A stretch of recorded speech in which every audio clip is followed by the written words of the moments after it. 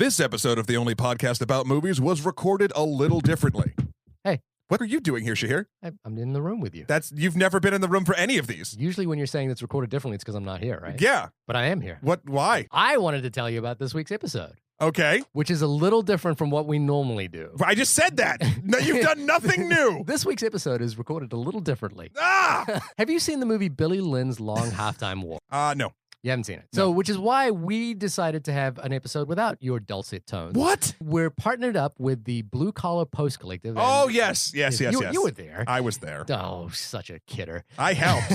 For our listeners, this is a very different episode. I moderated a panel with 8 professionals who worked on the post-production of Billy Lynn's Long Halftime Walk. If you haven't seen Billy Lynn's Long Halftime Walk, it's a new film by Ang Lee. It's an adaptation of a Ben Fountain book. And the interesting thing about this film is it was shot at 120 frames per second. That's so many fips. There's so many frames that your brain can't even handle it. But we were lucky enough to be a part of this conversation about 120 frames per second and how it works. And I just want to say thank you to the Blue Collar Post Collective for having us. I've got a couple of special thank yous. First and foremost to Katie Henson, who is one of the board members of the Blue Collar Post Collective, who's also a New Zealander living in New York, but is no longer living in New York because she has moved back to New Zealand. So kia kaha Katie. I'm sure she'll be an active figure in the future of the Blue Collar Post Collective remotely. Janice Vogel and Felix Cabrera of the Blue Collar Post Collective, Dan Rodriguez, Leo DeWolf, Jen Aramek, Sadiqa Francis, Bobby Leong for helping put this event together, and Ted Morano of HBO for letting us use the theater. I wanted to say this is a very tech-heavy episode, yes. But if you're interested in the way in which a movie gets put together from a post-production point of view... And in an experimental way. Matt, you were there. What did you think of that? I thought this thing was great. I mean, I based my career in post first. Yeah. So this was all just like brain candy for me. It was so much fun. And I'm so glad that the Blue Collar Post Collective, let us do this. And it was just it was really cool. Yeah. And if you're a Blue Collar listener, you can also reach us at onlymoviepodcast@gmail.com. Yep. Hit us up on our website, onlymoviepodcast.com, or we're on Twitter at onlymoviepod. So without further ado, let's do it. Enjoy. Roll the thing. Your story, Billy, no longer belongs to you. It's America's story now.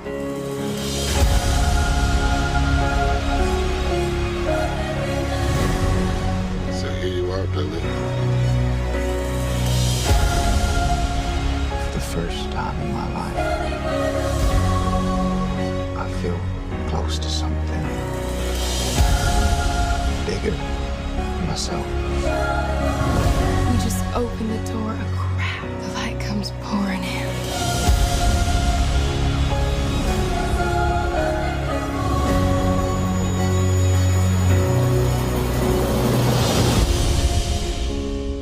All right. Thank you, everyone, for joining us tonight, especially on this rainy New York night. My name is Shahir Dowd. I'm one half of the only podcast about movies. And yes, we have not verified that title with anyone anywhere. But tonight's panel on the post-production team from Billy Lynn's Long Halftime Walk is going to be brought to you by the Blue Collar Post Collective. For those who don't know, the Blue Collar Post Collective is an organization based in the US, Canada, Australia, South America, Asia, with around 3,000 members, and is designed to support post-production professionals at every level.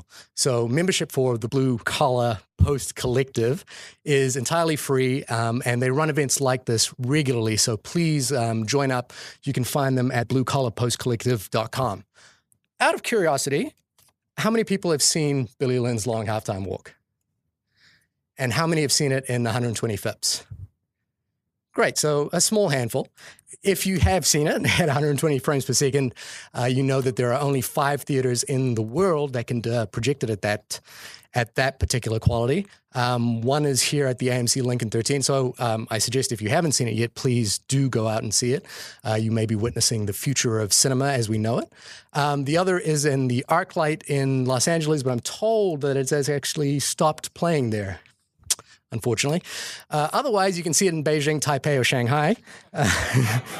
But good luck. We hope you can get to it. And if you do go to see it in those countries, please write us in.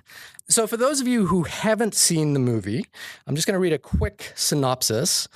Billy Lynn's long halftime walk follows a company of young Iraq war veterans who have returned home for a victory tour after a video of the titular Billy Lynn was seen firing upon Iraqi insurgents. Billy Lynn and his squad of soldiers are on the last day of a tour before returning back to Iraq and are scheduled to appear at a halftime show of the not Dallas Cowboys. While navigating the orchestration of a PTSD-inducing fireworks show featuring none other than Beyoncé-led Destiny's Child, this movie was set in 2004, Billy must quell his anxiety about returning back to combat, negotiate his ambivalence to his supposed heroism, figure out if the cheerleader he's making out with really likes him for who he is or just the idea of him, and finally decide to follow his sister's advice to seek an early discharge from the military for psychiatric trauma. If that plot wasn't complex enough, the film is also at the nexus of three particularly interesting technologies, actually four, but we'll discuss the fourth one in a bit during the panel. That is, it is shot in 4K, it is 3D, and it is shot at 120 frames per second. And we are very pleased to be joined tonight by 7 panelists. One is still on his way and should join us very shortly, who worked on the post-production of this film. Just as a reminder, we will be talking primarily about the technical aspects of the film and generally past that from our actual opinions about the movie. But I'm sure many of you have opinions about the movie and whether the technology works in that film. We'd like to get to the heart of that tonight. So I'm joined by Michael Huber and Alex Lemke from East Side Effects, who worked on the visual effects for the film. Leslie Hough, who is the VFX producer on the film. Marcy Robinson, the colorist. Andrew Leven, the first assistant editor. And Derek Schweickart, the Dailies Technician. Between this team, there's a host of not only cinematic experience in post-production, but also quite a depth of 3D knowledge, which is fairly rare and new to see in one room. Now, I'm going to embarrassingly try to explain 120 frames per second in front of a team of people who know probably more about it than I do. But as if we are post-production specialists, we all know and understand that for probably close to 100 years, 24 frames per second has been the format of choice for cinema, and that happened because of the synchronization between sound and image. But since the proliferation of 3D in probably the last 10 to 15 years, there has been some questioning about whether 24 frames per second is the optimal viewing frame rate for 3D. Of course, this idea was actually floated a little bit earlier by Douglas Trumbull in 1970 with the show scan technology, where he suggested that a 70 millimeter, 60 frames per second format could replace our standard viewing technology. The notion of a higher frame rate was almost adopted by James Cameron for Avatar, and a few of you worked on Avatar, is that right? I worked with Cameron right around that time. And yeah. There was some conversation about a higher frame rate for Avatar when he was pioneering 3D at that point, or contemplating 3D for the film, as far as I recall. He did not adopt the format, but managed to convince Peter Jackson to film the remaining Hobbit films at 48 frames per second. As we know, that 48 frames was not widely adopted and still hasn't been. But now in 2016, Ang Lee has kind of taken an exponential leap from 48 up to 120 frames per second, which increases the clarity for 3D, as well as some reviewers have called it, created a hyperreal image. So without further ado, I wanted to turn it over to our panelists. But the first question I wanted to ask our panelists was just a general overall impression of what you thought when you first saw your first series of images at 120 frames. And we can just start with Alex. Andrew here. I mean, it's really special. It's just unlike anything we've ever seen before. I remember the first time I saw it, I was standing up actually when I was watching it, and it was like, made it almost better because you really are just, the word that we keep using is immersive, but you were like immersed in it, and it was almost like I was at like a concert or something like that. So yeah, I mean, it was, I heard stories, remember when they showed Dailies on set the first time at 120, people started like touching the walls, right? Because they wanted to see if the walls like what you saw in real life matched what you just saw on the screen, because the quality was so much higher than what we're used to seeing. So. Yeah, one of the first images I saw was in Atlanta, because we filmed in Atlanta in a big warehouse where they had just done Furious 7. And the first images in HFR I saw were of the warehouse. It was like just on the other side of the wall. And so when we put it up, it was like the wall just vanished, which was kind of a cool feeling. And then I was really struck by the intimacy of it. And even in the test shoots of Joe Alwyn, and before Kristen Stewart was even on board, he was acting against a local actress. And it was strange to feel like you were in the room with them. And I never felt that before. I first watched the whole film at Aang's. That's when I first experienced it. And it was hard for me. It was hard to, it was just sort of strange and difficult for me to get used to it. So with that in mind, you didn't watch, Marcy was the colorist on the film. You didn't work at 120 frames per second during production? I didn't do, during production? Yeah, so were you coloring at 120 frames or? Yes. You were, but you were explaining earlier it was difficult to watch and at 120 frames in the edit suites, or? I was just we were just working, I just saw it play. Right. And then I worked at 120 frames per second, yeah. How about Alex and Michael Well, I guess you're right. It's for me at least, it was the first time you see the images, it really takes, it's a leap you have to take and say, oh my God, at first you're so used to all the other stuff, to your regular film. And I've worked on The Hobbit also, so I already knew how the high frame rate looked. But then once you get over that, and the fact that it's a much clearer view of the camera as an instrument than, I mean, Peter Jackson, he's a lovely guy, and he throws his camera around. It's all wide-angle lenses, which don't lend themselves for the 3D effect at all. And here you could actually see somebody knowing what he's doing with a 3D effect, and it looked really amazing. But for me, it was really a little, you had to take that leap of faith to go with it. Yeah, same here. Definitely took me a while. Like when we started watching it, the first couple of minutes, I didn't really know what was going on. And then I think you have to let it, go and just get into it and start going with it. And then once you're in it, I think intimacy has been mentioned. That's definitely something that I can sign off. It was really like, the more I got it, the more I wanted it, to be honest. Like, I think that's what it is. And it was actually hard to get back to. Yeah. When we went on the next project and it was 24 frames, we all looked and like, something's wrong here. Something's not as it should be. And I think that's what it is.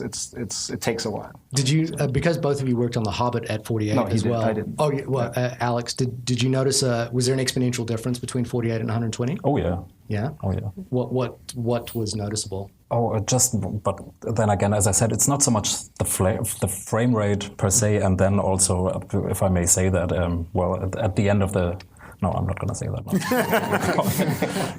Let me just say, if you see it in true 120 frames per second, it's much, much, much clearer. And again, Jackson was trying to have his crazy camera moves, and it doesn't lend itself to that format. I can totally understand what Derek is saying when you're actually on the set and you see an image of the set projected at 120 frames, and it's indistinguishable. That must be an amazing feeling. For us, it was more we coming in, so you actually had that other reference also, which must be great.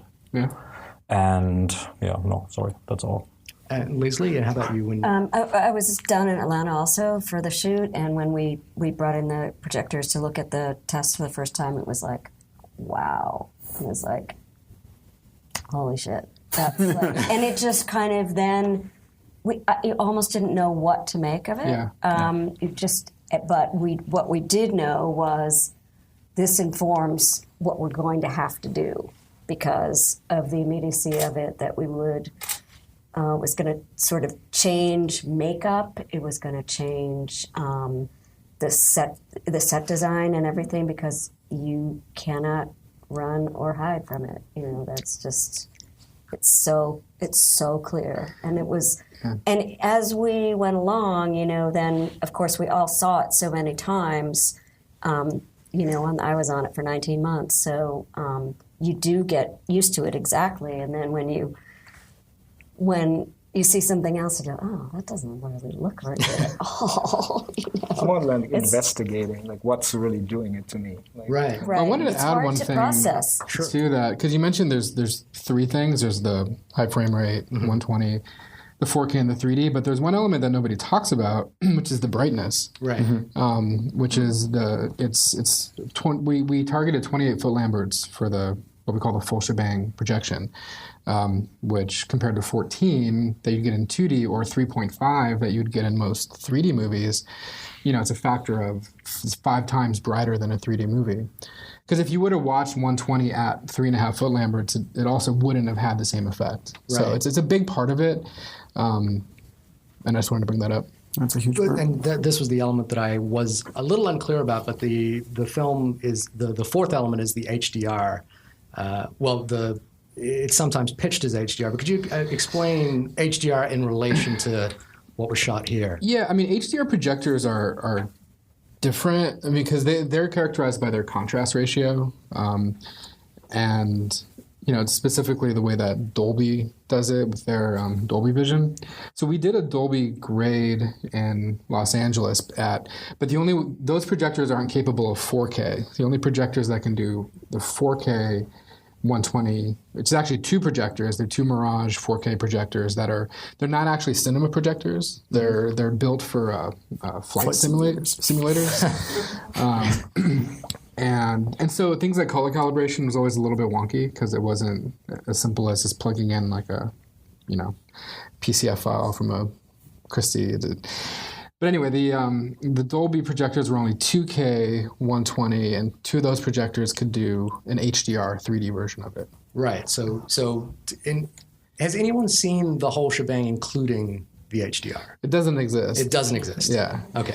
And HDR in this context is slightly different to what we think of it photographically. It's not a over and under exposure that's blended. It's something. This is raw from the Cine Alta. Yeah, I mean, it's using the 16 bits of the native photography and just stretching it and pushing light through it and pulling contrast out of that.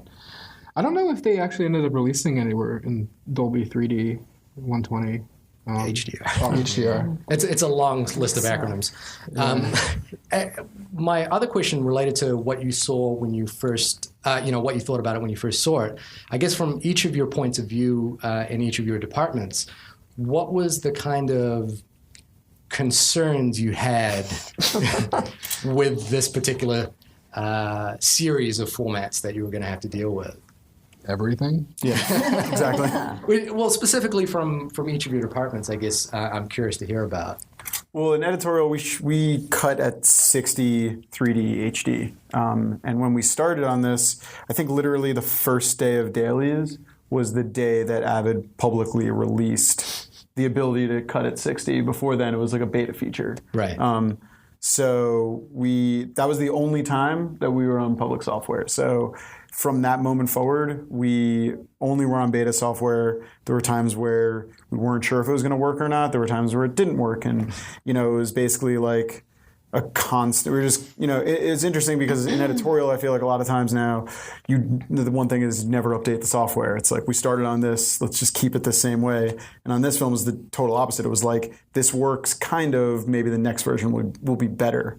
So that was a big part of what we were doing in editorial was like, just basically every single day, like if a new version was out on the forums, then we'd update it, like update one system, see how that went, and then kind of continue to push forward. And, definitely we found that things that worked in previous versions would break in other versions. And, and then also, just kind of having for editorial specifically, is every other department adapting. So thankfully the lab and the DI was right next to us. So with them, it was like a really direct communication, but with our sound department, it was a little bit more difficult because they're, in their own world, and, kind of getting those worlds to work together is just hard because nobody's ever done it. And, a lot of trying things out and a lot of testing, a lot of patience, really. That's what it came down to. Yeah, it wasn't about stability. It was really about improvisational skills. Yeah, right? for sure. Just adapting to I mean, our workflow changed how many times? It was like every single turnover was like something different. I feel like I should probably explain a little bit how we were set up because what would be here to help us out with that. But even what my department was. I mean, it says Dailies Technician, which is what it has on IMDb, but that's not actually accurate. It's I was on the very beginning of the movie when we set up the lab because the production decided early on to not work with a traditional brick and mortar like Deluxe and Technicolor. It was too cost prohibitive to work with them because of the bids.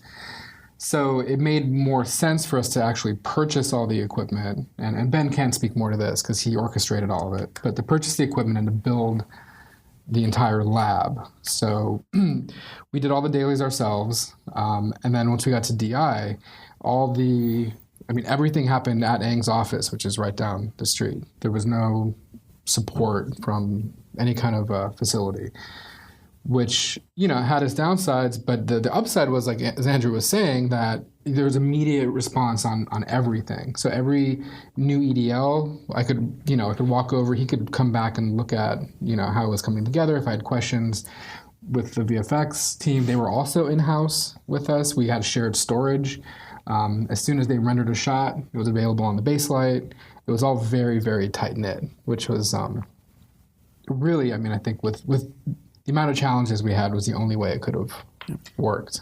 In retrospect, I don't see how we could have done it any other way. Literally just shipping data back and forth, either a Sparrow or hard drives would have been, it just would have taken, as long as it took, it would have taken so much longer. Yeah. Well, Derek, could you kind of just talk us through how the workflow originates from the cameras to editorial, DI, to VFX?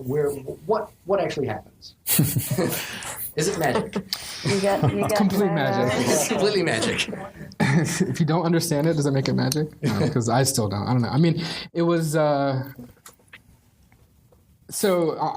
set we shot Sony F65s, 4K, 120, and 120 is not an actual standard format to begin with. So the time code on the files was 24 because the 120 mode of the cameras is designed for high speed, not for real time. It has a playback time code of 24. Exactly. So because typically people shoot 120 and they bring it into 24 project and it's 5 times slower. Yeah. So we weren't doing that.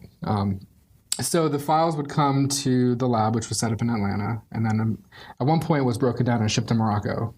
And back to New York. And then, so once it gave them to us, the first thing we had to do was sync up the 3D. Once we checked the data integrity and run checksums and copy the files and stuff, we had to check the 3D. Because the cameras, again, since it's not a standard function, nothing worked. Nothing worked the way it would normally work. So the cameras, the time code wouldn't match up, and the start frames wouldn't match up. So it was a visual. Every single shot had to be visually matched. And at 120, because you have so much data, even the clap is like this. Even the moment of clap, it's like, is that really in sync? It's questionable. Because, so, it could be one of 100 frames. Yeah. And it wasn't until you could play it back, and playing back was difficult because nothing plays back 120, right? So, that was the kind of stuff we run into every single step. It's like, how do we play back this? Oh, it doesn't work. We have to get these $50,000 servers in and have to render in After Effects, which I can explain later. Anyway, so once we sync it up, we would render it into a QuickTime that would then get frame blended. So the frame blending is a big part of this, where we would go from 120 to 60, and it wasn't just dropping every other frame because that doesn't look good, because you essentially get like juddery 60. Yay, Ben! Ladies and gentlemen, Ben Gervais, who's the technical supervisor on the film, has graciously arrived from Toronto. Thank you for making it through the weather. Derek was Ben is the guess where? Speaking of magic, Ben is the grand wizard of all of this. So the frame blending, we would frame blend everything into 60 for editorial. Which you would strip the time code from us. Which would strip the time code. Because now, what time code do you have? Yeah. We started with this 24 frame time code on a 120 source, and now we're 60, so what's the time code? So now it's 0. Now, so we decided, because we could have came up with some way of doing it differently, but we decided, well, 0 is good. 0, I mean, 0 is 0. We know how to get to and from 0. For the most part. Does that mean every single shot essentially is almost comes in like an effect shot where it's time coded, stripped, and it's 0? Yes. Every single shot. Right. Okay. But what we needed to do was know how to get from 0 back to real time code, which was 24, right? And that's where the only way we could do that was with an intermediate thing that Ben wrote, which was it was a database that tracked the shot, the time code, the matching time code on the other eye. I don't know what else is in. I mean, there's a million. Everything. There's a million columns. There's a lot of in there. stuff. There's a lot of stuff. I mean, and it grew into this big thing. We had LUTs and script notes and rig data, lens information. I mean, everything you can imagine. Everything we could pull from anywhere, like from the camera data, from editorial, from the daily. So eventually we get into color front where it was graded, so that data would end up back in the database, so that we could retrieve Dailies color grades later on. I don't know, do you want to say anything about that? Well, Ben, now that you've joined us, I'm going to put you on the spot. But you and I talked a little bit offline. The concept of using 120 frames for Billy Lynn's came up originally on another project which Ang Lee was working on, a Muhammad Ali biopic, which I think he was toying around with 60 frames per second with That's that. correct. Could you tell me tell us how the decision to shoot Billy Lynn's at 120 frames, like where did that originate from, and what was the thinking behind that, eventually leading to how you set up the actual production? Sure. The primary impetus for Ang to shoot high frame rate to start with was just to do with Judder in 3D and the fact that it was disturbing to view. He had tested 2K 60 frame acquisition for the boxing picture that he wanted to get off the ground. And obviously they did a bunch of testing with the footage that they shot, and one of the big problems was how do you make your 24 frame deliverable for legacy projectors that can't project high frame rate. And what they found very quickly was that in 2D, we can use optical flow algorithms to interpolate frames to get down to 24, and it works pretty well most of the time. But in 3D, the issue is that it's inventing different information in both eyes. And it basically tears your eyes out in stereo, and you need to have a visual effects artist go through every single shot that you're essentially down-resing to 24 and fix the problems by hand. And obviously that's not something you really want to get into for an entire film. So when we were testing for Billy Lynn, without really meaning to start talking about 120, we sort of arrived at 120 just by virtue of the fact that it was a multiple of both 24 and 60, and it meant instead of interpolating frames, we could just either drop frames or average frames to get there. The problem with that was that we were going to then double our weight in data, which was already going to be quite large, but sort of as a happy coincidence, the f/65 camera uses... when you shoot it above 60 frames per second, it doubles its compression ratio from 3:1 to 6:1. So essentially, we had the same amount of data as if we had shot 60 frames, but now we're at 120.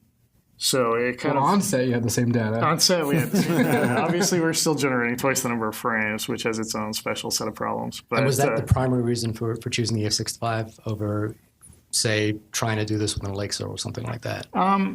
Actually, that wasn't really a consideration going in. In October of 2014, we did a test where we took about, I would say, I think 5 different camera platforms and 3 different stereo rigs, and we sort of did a shootout and mixed and matched and sort of tried everything that was out there. And we had an idea that we would want to do 120 or that was one of the potential solutions, but we weren't 100% on it. And then after our testing, Sony gave us a 4K mandate. They basically said, you don't have to pick a Sony camera, but you have to pick a camera that shoots in 4K. And we happen to have one.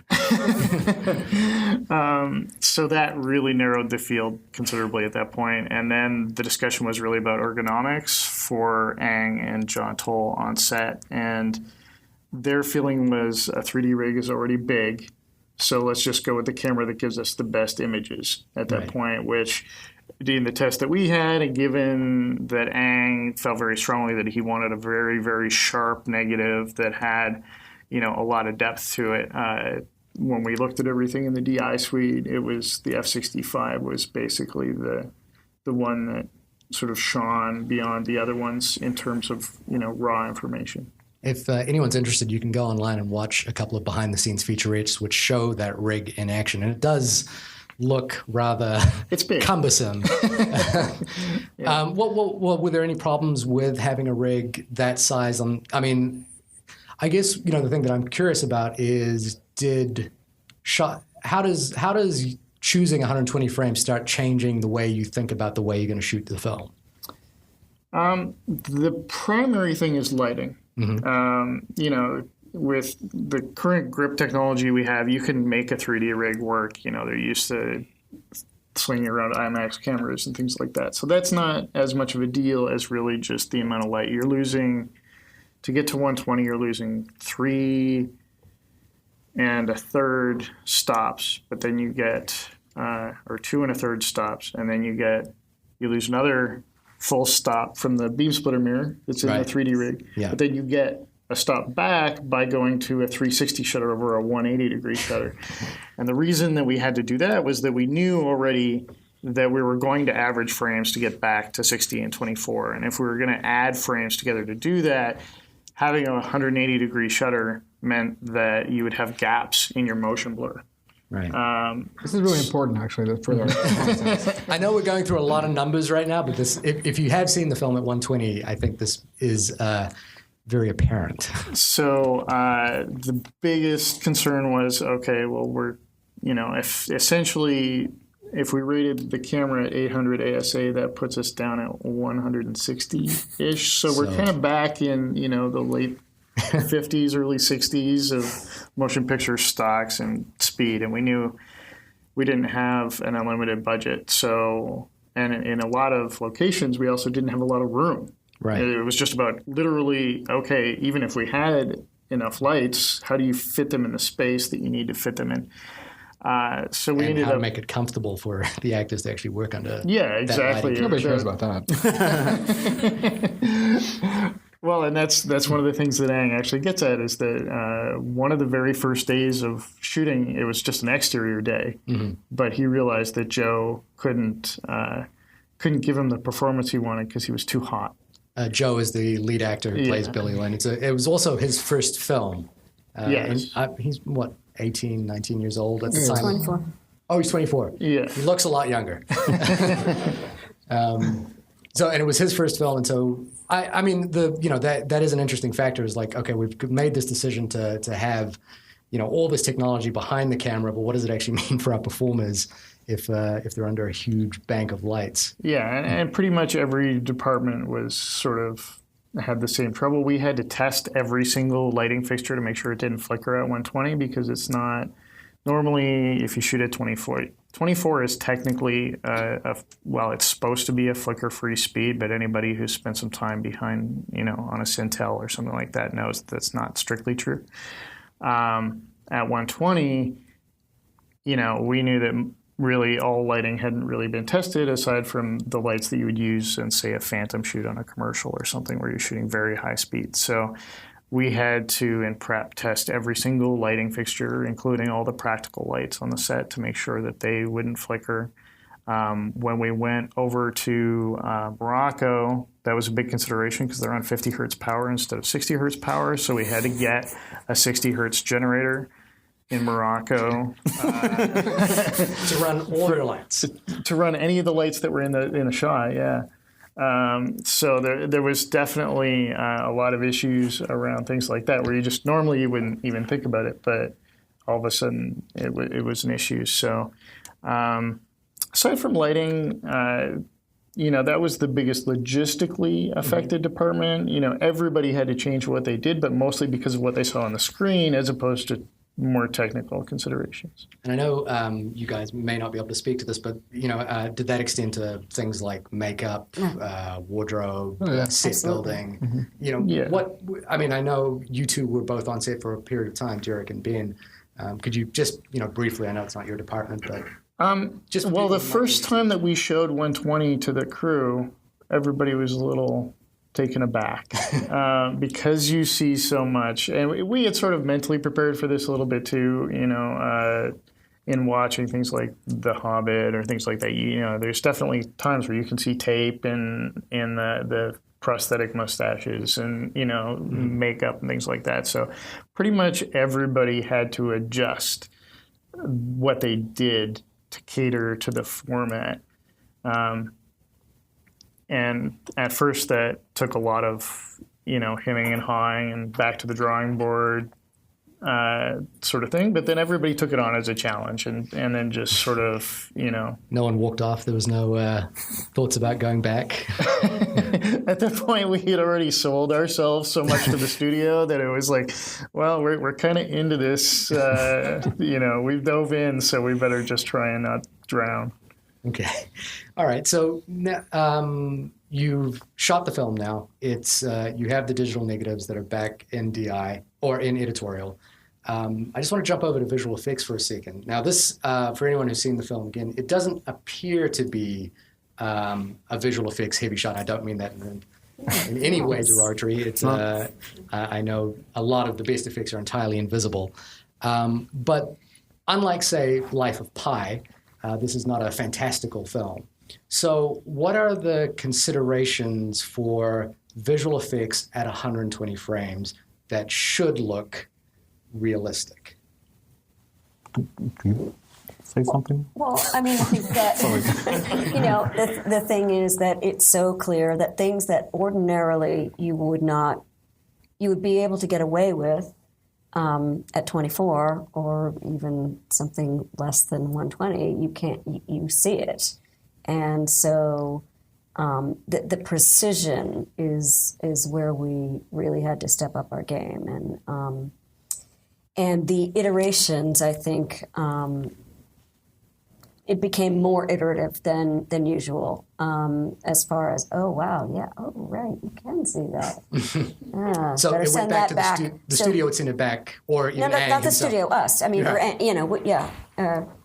Ang, or when we would actually, look at it in the 4K and the whole shebang, we would go, oh, right, okay, better fix that, So it so in that way, it was more, more times back to the drawing board, I would say. How many shots did you guys end up doing? It was like almost 200. 200? Well, that was just this you guys. So just to explain, with Mr. X, we had so just to explain, Eastside Effects, you had not unusual, but a unique position, which is that you were in-house with editorial and DI. Right. Is that correct? Thank God. Yeah. So the film, visual effects-wise, was it was yourself and another vendor, Mr. X, and perhaps some others. I'm not certain, but. Being in-house, what did that mean? I guess you had to be at 120 frames per second, right? You couldn't not be, even just from a data management point of view. Yeah. Well, I think that the first thing is that since none of us really knew what we were in for, I think it's the chance to ask questions and be close to the people who set this up, like Ben and Derek, also editorial, by the way, because everything changed. Every single step of what we do also changed. So. And we didn't really know all the stuff that you usually do suddenly might be different. What about motion blur? What about grain? How do all these things work? And you have to really be able to test a little bit, which is important. And so short distances help a lot. That you basically just walk over and say, can I try this? Give me this shot, and then let's see what that looks like. And especially stereo correction and stuff like that, which is a really, really big thing on a stereo film because as we know, the two cameras produce images that don't look the same. They have different colors, and it's not just a simple color grade and it's magically fixed, but it's actually quite a complex thing. So it was really good being close because they took that out of our hands. Yeah, one of the economies that we were able to realize was that, we had obviously started with building our own Dailies lab, but then we turned that into a post-production facility in Ang's office. But because we had used visual effects pipeline tools, render managers and things like that, we had a render farm with us. We just put these guys on our render farm. Right. So they're sharing infrastructure. They only had to bring 2 workstations, and that was it.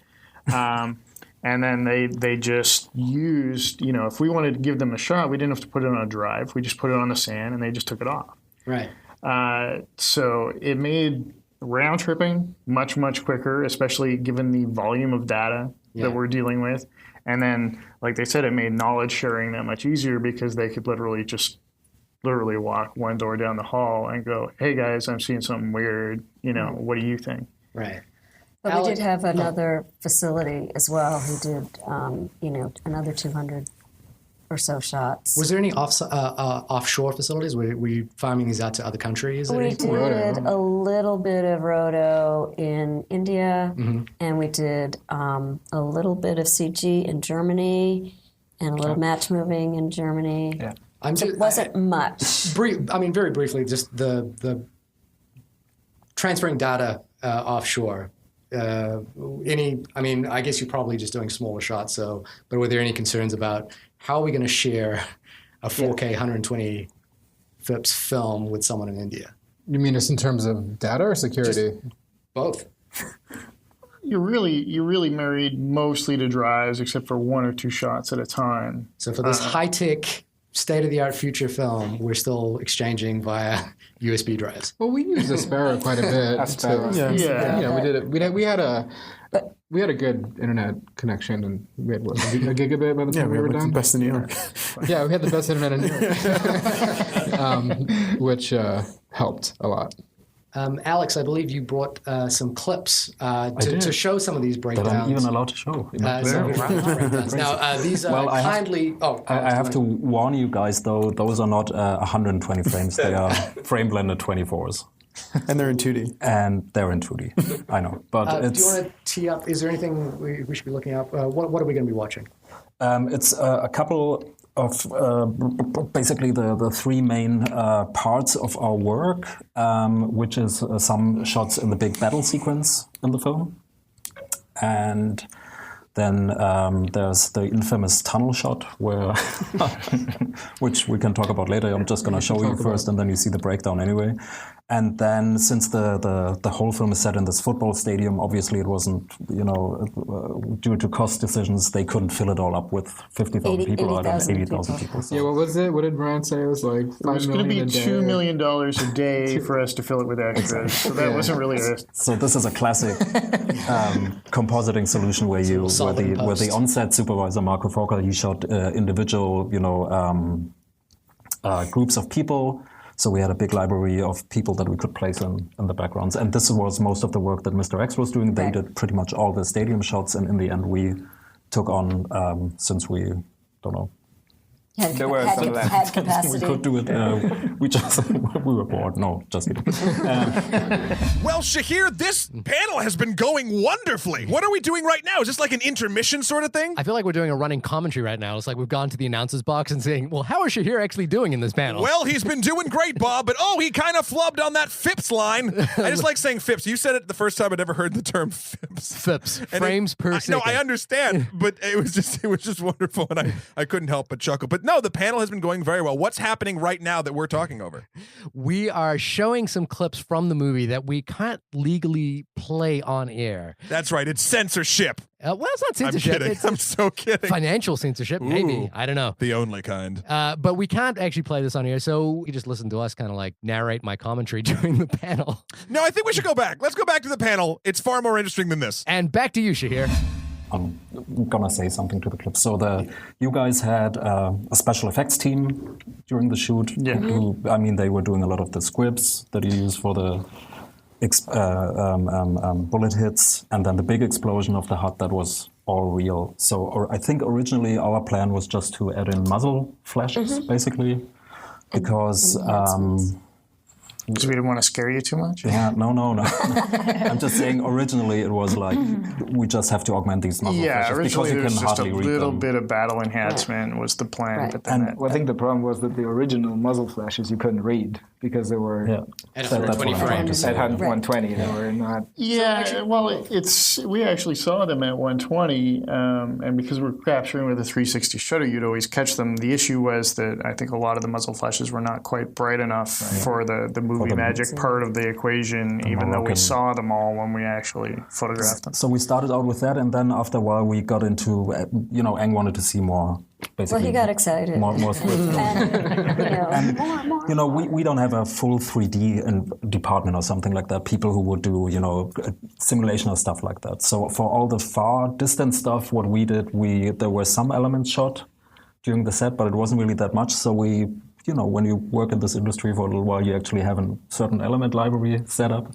But none of these elements are at 120, of course. So what you have to do is you have to retime them, you have to, put them together to make them work. So you end up with 10, because all of these scripts you saw hitting the wall back there, this is like 5 elements or something like that, all blended together, retimed, made look a little bit different. Was there ever a conversation about reshooting elements specifically for this film? Yeah. Yes. I'm coming to that because then Eng also wanted to see when we're close up, and the guys, the wall is being hit around them, he wanted to see debris impacts. And we talked about reshooting that, but that would have been a major issue. Yeah, it was unfortunately in stereo, we always come to the same place. We always push production. We know that visual effects houses tend to not have, they've got libraries, but usually in 2D and at 24.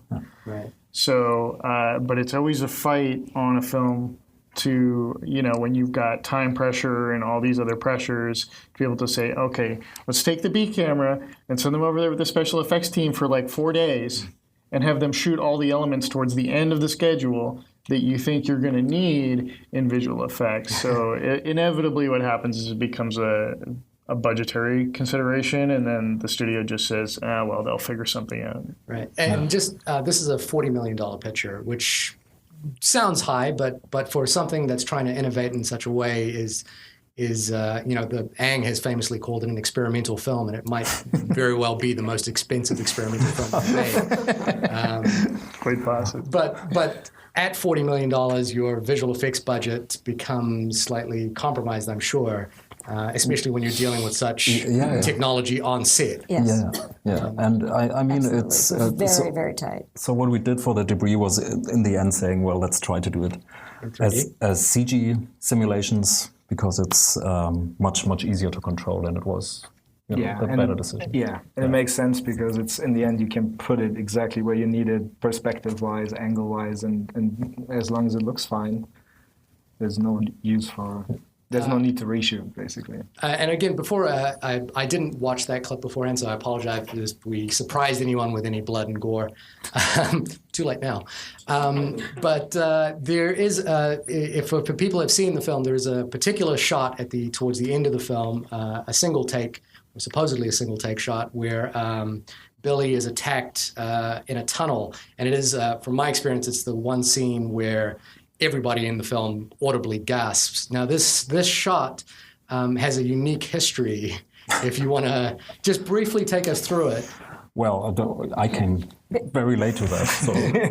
So basically, on the day in Morocco, the blood mechanism failed, and we were losing light, and we had to, sort of abandon the idea.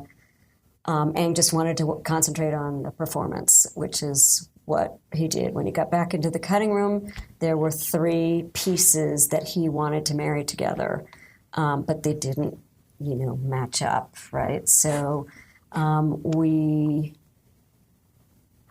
I sent it out, the 3 pieces, to, I would say, maybe 8 different vendors, and got back, either ridiculous bids or thank you very much, we'll take a pass on this one. So Alex took it as a personal challenge in the end, with like 10 weeks to go, and said, I'm going to do it, God damn it, and he did. So this shot, if I'm understanding it correctly, was 3 separate takes, probably in wildly different positions, which Mr. Lee wanted to combine as one single take. Yeah, I think there are 2 transitions in there, and the second transition is not that wildly different, but it's different enough to really make it really difficult. And that's the kind of scene stitching we've seen. Famously, a film like Children of Men is filled with scene stitching. But this one is particularly difficult because it runs in wildly different positions, but also you've got this added factor of working at 120 frames per second 4K. And in stereo. Well, that was really the biggest thing, probably, right? Was it 3D? Mm-hmm. I would think. And I didn't really realize that at first, because the way that the first, we're going to see that in a moment, that the first transition is really hard because it's so vastly different. And if you try to line it up, you actually fuck up the stereo so much, that you then have to correct for it. Okay. And so it's literally, it's not like a magic button in there. This is all just brute force working by hand, 120 frames a second, which is interesting, and it works. It's, I still see the edges, and you probably will too. And but it was a challenge. And I think it worked out. And sometimes it's even, I've read some reviews where they single that shot out and say it. So that was. Yeah, it is. As I said, and so the last part we saw with the crowd replacements in the background, that's pretty much straight. First off, congratulations.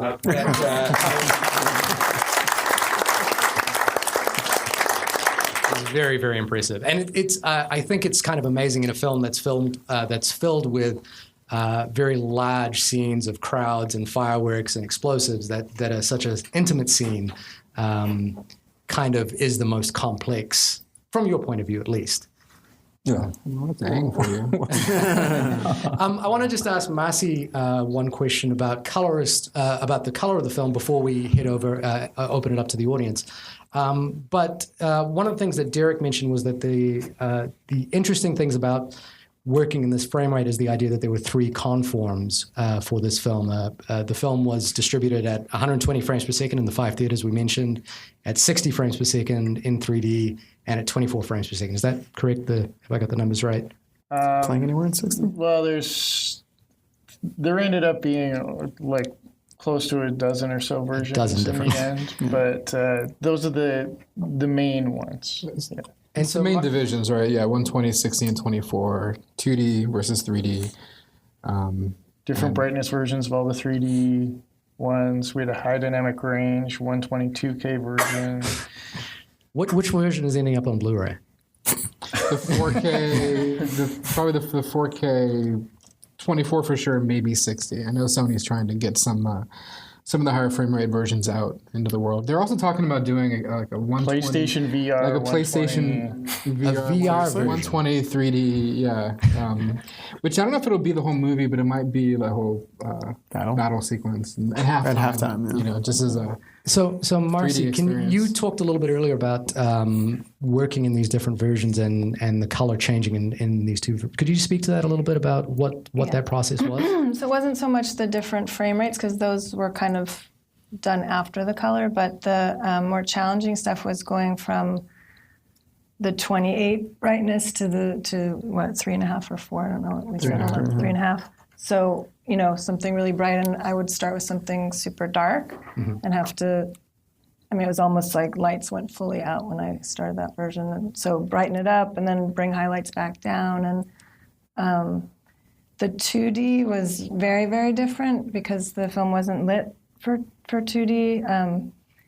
So, coming into that was a really extreme difference, and I had to sort of relight it and add some volume and dimension to it and some color, and it was kind of a whole different thing to make it have some. And the aim there was to bring the 2 versions in alignment with each other, or was there ever a conversation about the 2D was okay. It was okay to sort of let it be its own thing, and I think it is. Has anyone seen it both in 120 and 24? No one's done it. I didn't know that we were part of it. How do they feel? differently. They're different. Yeah, Ang felt strongly that he wanted to. It was really for him. Anytime you talk to him about an image, it's not about what's actually on the screen. It's about the emotional impact to him. Mm-hmm. So he felt as long as the image was giving him the same impact, it didn't matter if it looked the same. So using that as sort of a driver, he would work with Marcy to try and achieve a lot of the same emotional impact of the 3D version in 2D. And because he had made a choice, he felt like lighting in 3D should be different. It should be more natural, a little bit flatter. Mm-hmm. So as a result, and that's really he's really saying in 2D films, we compensate for the lack of depth with lighting. That's one of the main things we do is the DP sculpts the face with light to give the illusion of depth where there is none. So to go then from our 3D, more flat-lit version into 2D, he felt like he had to do all this face sculpting and things like that using the DI tools since we had already lit the film.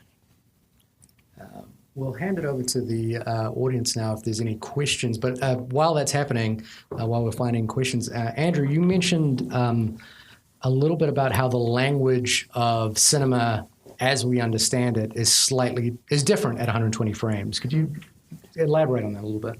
I mean, basically the thing that Tim always said once we started, again, we were cutting at 60 in editorial. So what we know of as a frame in 24 is now very different in 60. So as an editor, when you're like, what does this need? Maybe it just needs one frame. And then you're like, oh, that's what it was. At 60, it's like, well, that's not the same thing anymore. So it's just a matter of knowing what that really does for emotion, kind of like what Ben was saying. It's just the emotion of cutting at a higher frame rate is different than it is at cutting at a regular movie, just because you're noticing things can play longer. And you have more frames to work with. So what you assume is right is probably not going to be right once you start working in 60. And it's like a physical thing. You feel it once you start moving things around. Thank you. Do we have any questions from the audience?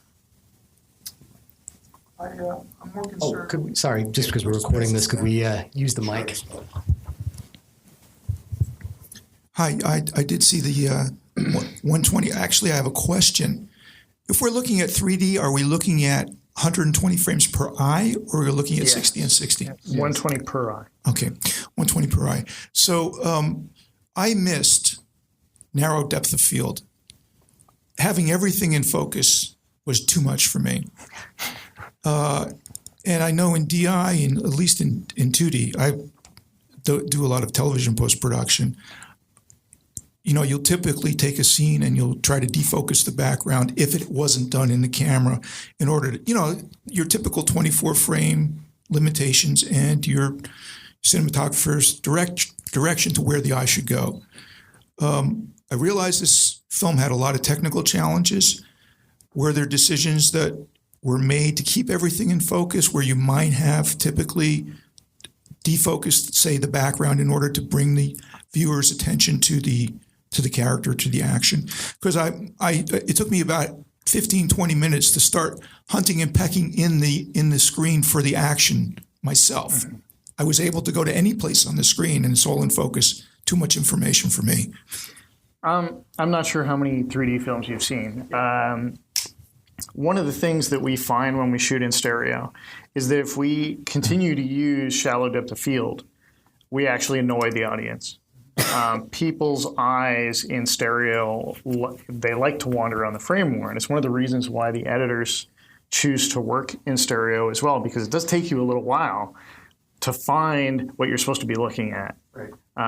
So Ang feels like it's very much an aesthetic choice to preserve as much depth of field as possible. Obviously, there were shots specifically where we did reduce the depth of field, usually on set through the choice of f-stop and neutral density filters. But in post, we didn't really manipulate it much. Ang felt pretty strongly like we had made the right choices on set. So we didn't specifically go out to manipulate that. There are definitely parts where we would, darken certain things that we didn't really want people to look at. Yeah.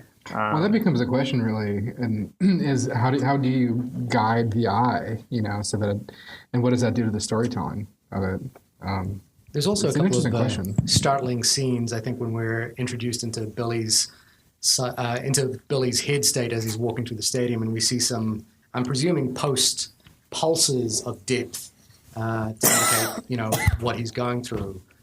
These were predetermined, and perhaps Andrew, you could speak to the language of that kind of idea. Specifically, he's talking about, for anybody who's seen it, when they're when they're going through the tunnel there, when they first get there, and those fans scream in his face. There was 3D decisions that were made, but as far as the focus and the warping, and that was actually, that was a big, that was something that took a lot of testing and figuring out. We worked on that shot for almost longer. Yeah, that was that took really long to do, because it was, how do we work this enough to where it's uncomfortable, but it's not so uncomfortable where the viewer is actually in pain, but you're understanding that he's going through this PTSD moment. The first version would just break your eyes. Yeah, the first version was slit.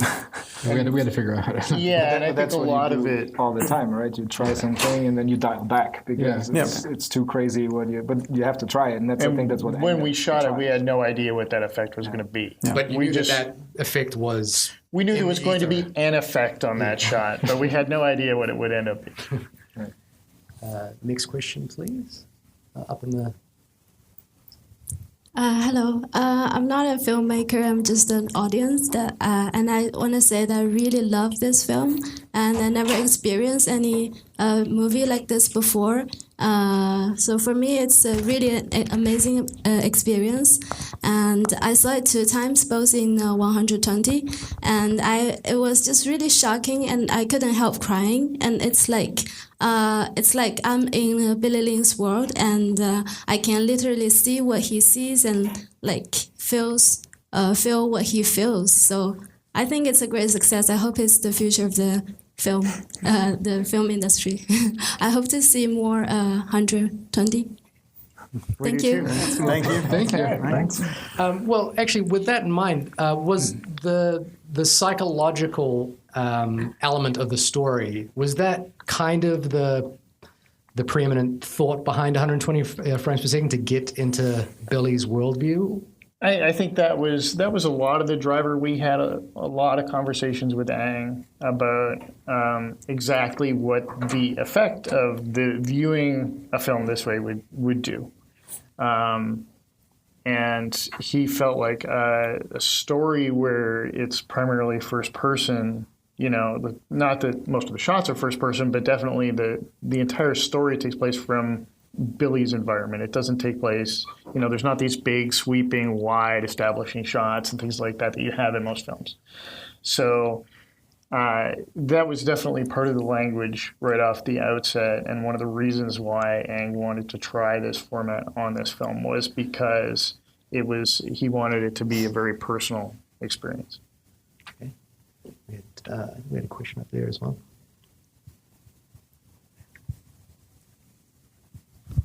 Hi, congratulations on the film. I'm very curious, and I saw it in the whole shebang. What do you think it'll take to just gain more traction with the 120 frames per second format? Obviously, this is a very small footprint across the world, and I would definitely be game to see more films in the format. We got one more coming. Can you tell us about that? Or? Well, Ang's committed to doing this again for his next movie. Okay. Obviously, it's a chicken and egg situation with any new technology. It's like same thing with 3D to begin with. You need the content to encourage the investment in the equipment. You need the audiences to embrace it. You need the filmmakers to want to explore that medium. So it's a multifaceted question. I think it's, there's obviously the logistical challenges, just, the projectors that we use to project this version of the film can't show a regular film. So it's not like an exhibitor could come to us and say, and they've come to us and said, hey, we want to, this sounds great. We want to upgrade our projectors. And then we say, well, by the way, you can't show any other film on this projector. And they go, oh, well, maybe not. And then, that's $1 million for that screen. So it's a very large price tag at the moment. Now, obviously, the hope would be that more filmmakers choose to use it. You know, the way Ang puts it is that he knows he hasn't necessarily made all the right choices here. We're all just learning this new way of making a film. And, you know, he would like nothing better than another filmmaker to sort of pick up the gauntlet and say, you know what, Ang Lee doesn't know shit about it. I think I could do better. But, you know, that's going to take some time, and it also takes established filmmakers doing it, because this is not the sort of, unfortunately, this is not the sort of thing that a first-time filmmaker or a new filmmaker is going to be able to do. Even to achieve this, if this was, you know, some director that we don't know, and Sony came to them and said, hey, we want you to make this movie, and the director turned around and said, well, yeah, I'll do it, but I want to shoot it in 3D at 120 frames per second, they would just tell them, well, yeah, thanks, but no thanks, we'll find somebody else. Ang has the clout to be able to sort of make a studio come around to his position. And so at first, it'll really be these sort of brave, established filmmakers, and that's difficult as well, because then you've got a reputation to uphold, you're not so sure. So we don't expect it's going to happen quickly, but the hope is that, you know, we'll do it for a couple movies, and then, you know, hopefully somebody else sees some potential as a storytelling tool for them, and then can try and do it themselves as well. Yeah, I mean, it's definitely something that you get used to. I mean, you know, the one of the shocking things is after watching 120, when you watch 24, it looks completely wrong. It looks really weird. I mean, it's all I see in 24 movies now is judder. Like, I've been ruined. It's just smudge, right? Yeah, just a giant smudge. Like, especially in the theater. Less so at home because of the smaller screen. But when you go to the movie theater, you know, and filmmakers now don't take that into consideration as much. They just they just do whatever they want to do with the camera. They're not disciplined and avoiding that. And it's particularly originally a problem with 3D to start with, was that, you know, Derek and I in particular, we've made sort of a career out of doing a lot of 3D work shot in native stereo. And usually what happens is we get onto a set, and most directors' 3D movies are their first 3D movies because there aren't that many. So we set up a 3D camera for them. And the first time they do in testing, they do a shot where the camera pans, they all go, oh God, what's wrong? Something's broken. And and then we sort of have to look at them and go, well, yeah, that's just 24 frames. And like, why don't I see that in 2D? And it's there. The American Cinematographer's Manual used to have this whole appendix at the back that was all these panning speeds for camera operators. So if you had a 25mm lens, you were shooting 24 frames per second, you could pan at this number of degrees per second or that number of degrees per second. And there are all these tables that, you know, in theory, a camera assistant or an operator were supposed to memorize. And when we first started showing films in 24 frames, that was a problem. Audiences didn't like judder, so you had to pick these mathematically correct speeds to pan. Now, the audience has learned beyond that. The dialogue, as far as style, has evolved beyond that. Everybody's just gotten used to it. But there's nothing inherently correct about 24 frames or inherently correct about the way that we shoot movies. So it's sort of a sweet spot for us because that's what we grew up seeing, but in reality, your brain always wants more information. There's been studies done where they've taken high frame rate material and done split screens of the same shot, and then study where people's eyes go. And inevitably, people's eyes always go towards the high frame rate portion of the screen, even though some people would still describe it as, you know, somewhat soap opera-y or not feeling the same.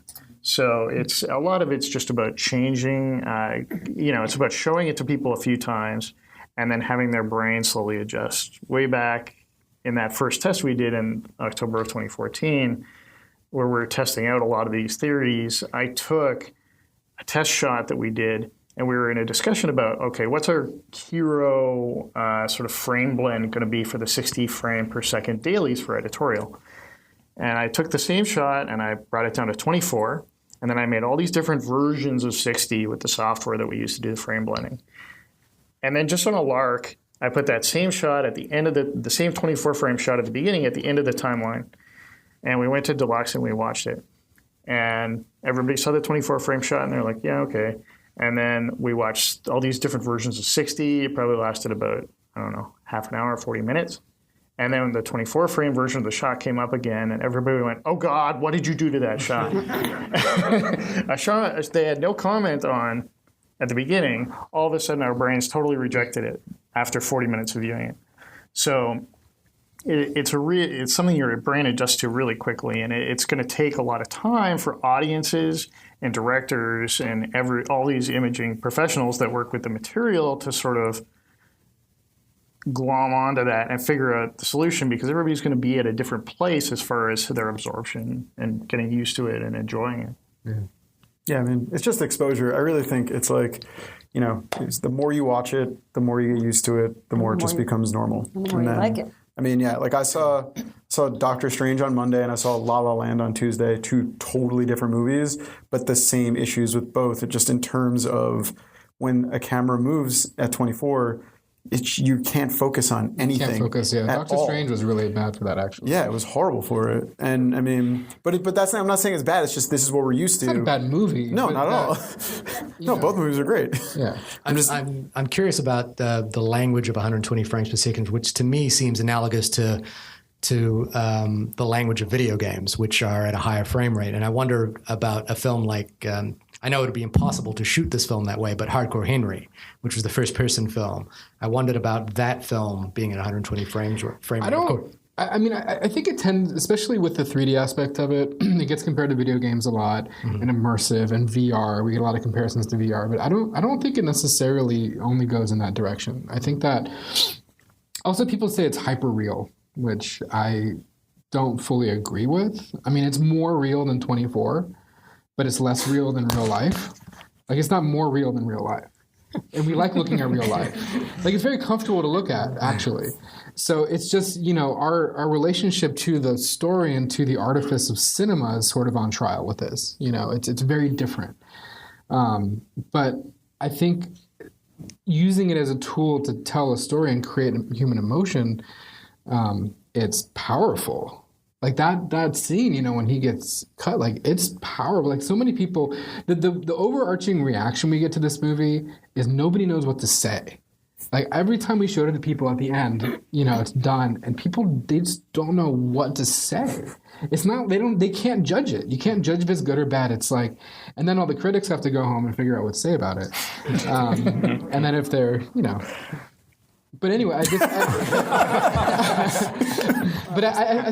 that there's a whole world of storytelling to explore in this, and that's really exciting to me. And like she's saying, I mean, it's emotionally impactful. That's cool. Some of the best, I mean, like, I've spoken to a bunch of people who have seen it, and a lot of times people, they don't even talk about, like, the battle or the halftime. They'll say, like, their favorite scene was Billy and Catherine on the porch, and just, like, seeing their faces and seeing them interact with each other.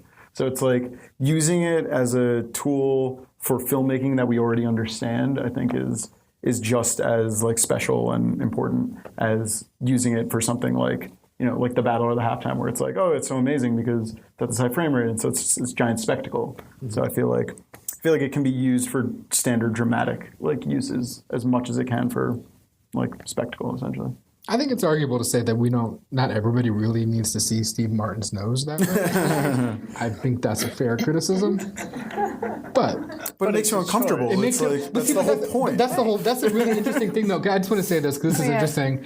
Is like the shot makes you uncomfortable. It's supposed to make you uncomfortable, and it makes you uncomfortable. And then you blame the technology.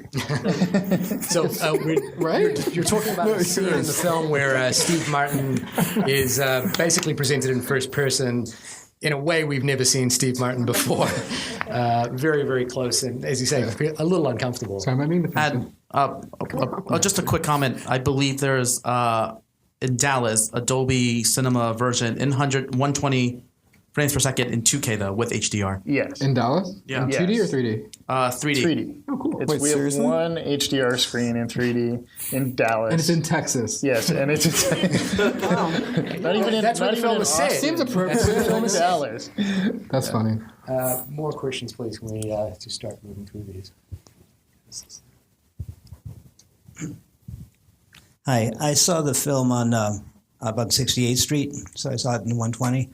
And when I came home, I took a look at Rotten Tomatoes because I wanted to see what other people thought.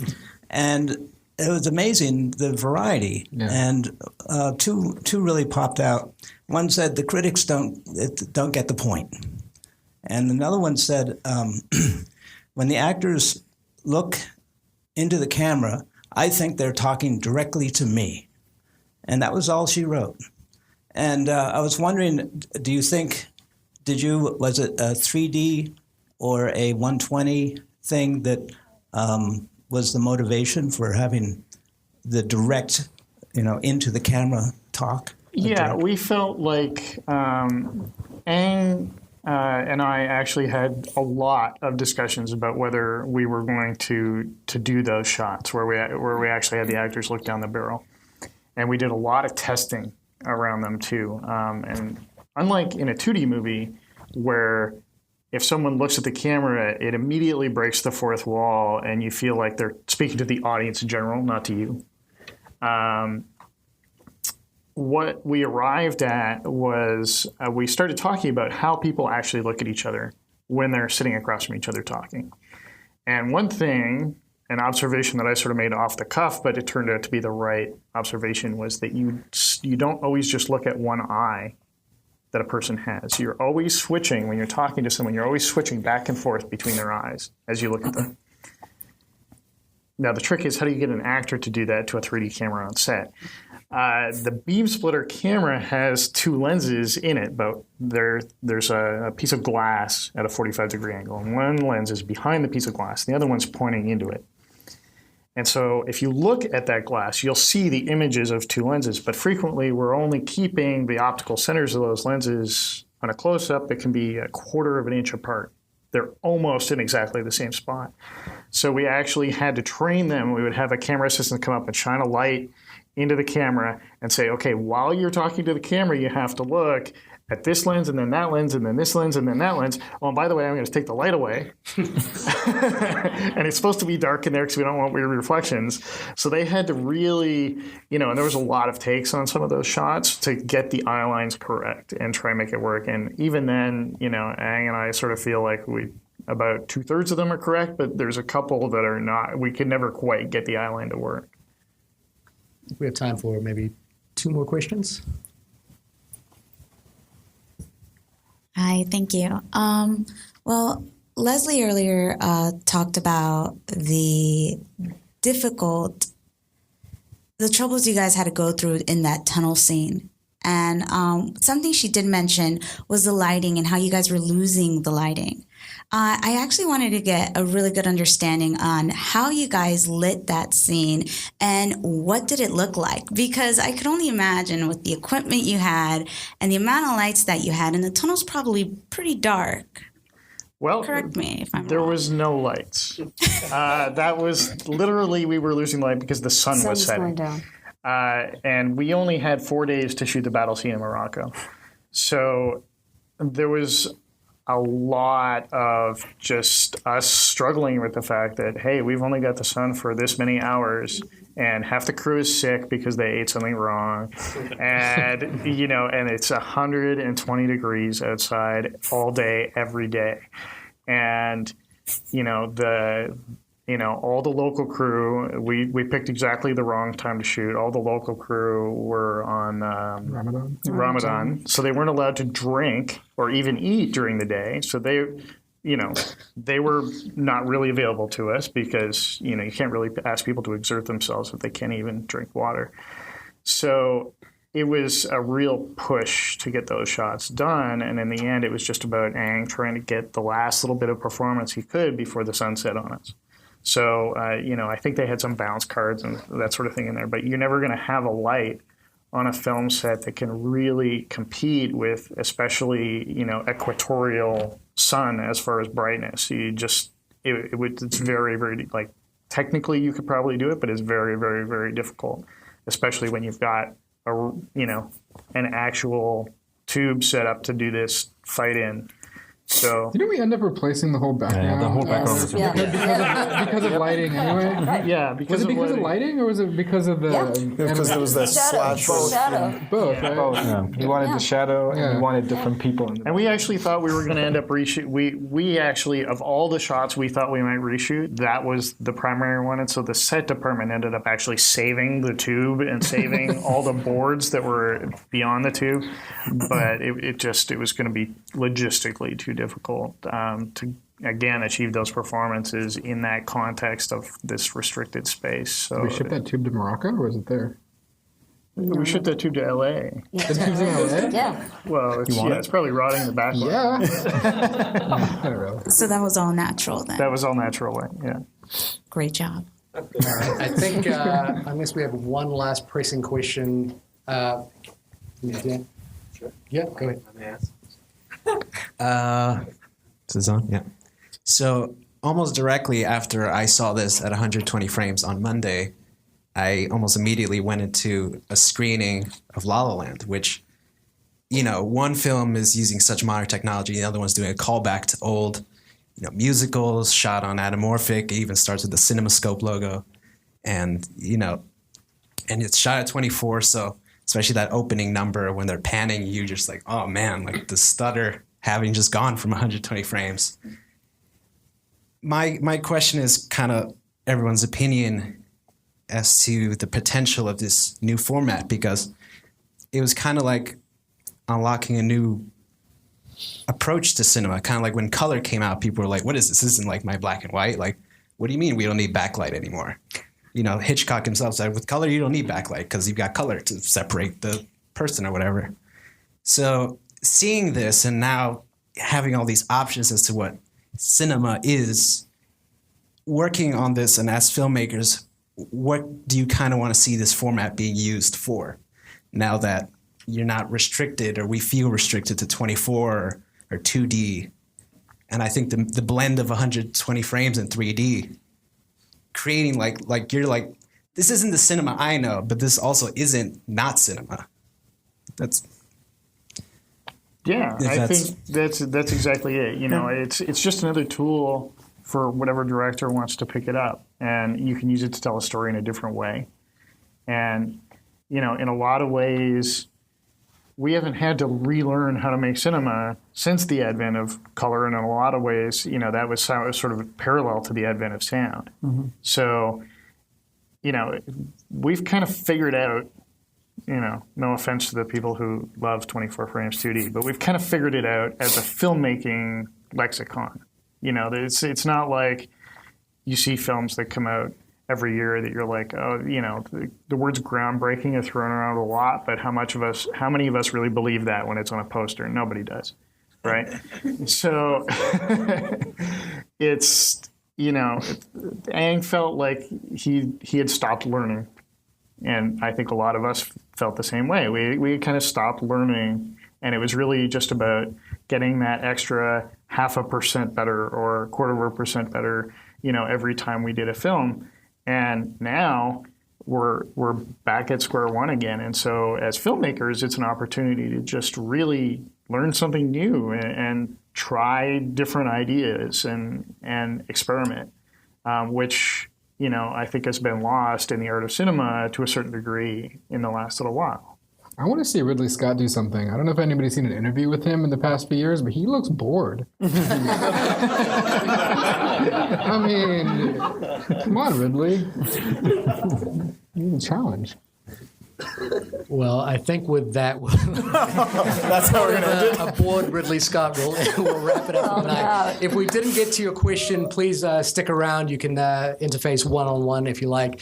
I want to say thank you to our panel, first of all, for coming by and for your extraordinary work on Billy Lynn's long halftime. Thank you so much for doing that.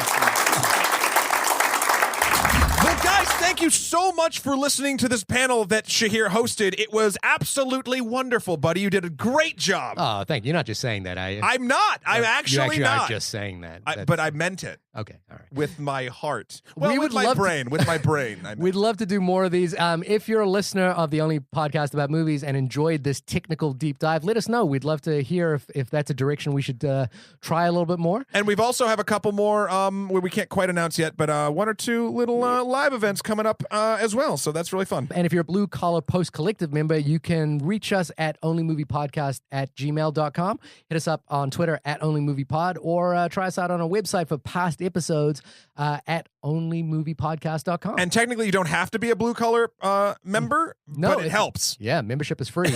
No, I'm just saying to get a hold of us. It's not. We're not going to close the gates. You have to be a member to get. Oh, do we? Yeah, it's members only. Shit. We have members only jackets like from The Sopranos. I know. I'm wearing it. Anyway, guys, thanks for listening. See you next week. See you. Are you ready, Boots? Start walking.